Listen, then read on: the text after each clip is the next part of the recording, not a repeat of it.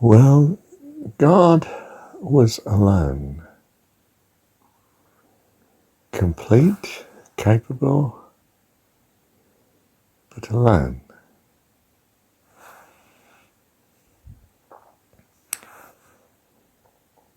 His life did not have meaning beyond himself, because there's nothing beyond himself. So he's deprived of the experience of something existing beyond himself. So he must create it. He's going to create something beyond himself, separate to himself, that he can have the fun of relating to, be in fellowship with, love, value.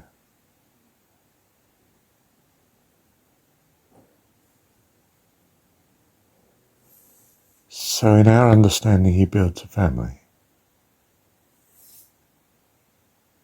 a vast multitude of wonderful persons like himself, the care of which can give meaning to his life, meaning to his isolation, in fact the removal of the isolation. He had experienced oneness, aloneness, and it was meaningless. Meaning is something beyond us that we care about. In fact, meaning is the very essence of creating. You can't create without a longing for meaning. Something in your completeness is lacking, namely relating to something beyond your completeness. And if there's nothing beyond it, then you create it. So love is this, that your life has meaning because of something beyond yourself, outside of yourself.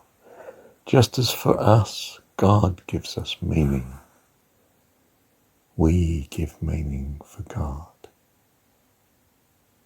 He loved us before we loved him, before we knew him.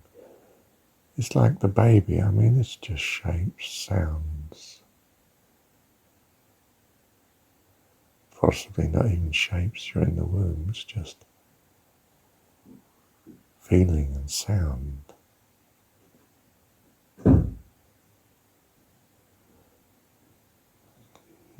Probably can't see anything. Perhaps you can taste. But I'm not sure as the food comes to the tongue, it goes straight to the stomach. So you can't see and you can't taste and you can't smell because it's fluids. I don't think you smell underwater, you can taste the fluids. So you can taste, you can hear, and you can feel,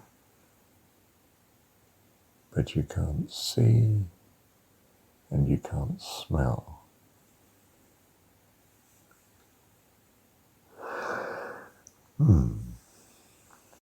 So he loves us before we know him to love him. And he knows all about us and cares for us because we give meaning to his oneness, his existence. So he creates a universe that will give birth to children of God and can school them such that they grow up into being adults with God, friends, fellowship, the heavenly host. There's no doubt about it. Our children give meaning to our life. And it's not just because, they're going to live longer than us. They give meaning to our life, even when they're babies. In fact, especially when they're babies, when they're children. And they don't love us. They haven't really sorted out what love is or anything else, or who we are. But we love them. They're our creation. Something of our very self, outside of ourselves, to relate to and care for, somehow gives meaning to life. We give meaning to God's life. He's chosen to do that because he wants it, he needs it. We meet a need that God has. And it's that need that drove him to build the universe. And, if you like, give birth to us. Give life to us.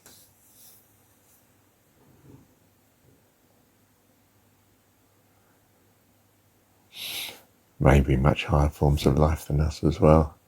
Perhaps we graduate to such, whatever. But our view is, our hope and our joy is that we are his children. And we'll grow up to be like him, not the same, all unique, but all in harmony. That's very important. If there's one thing we're trying to learn here, it's how to live in harmony with people who are all different, great variety of characters and so on. So we're being schooled for adult life. Thank you, Heavenly Father.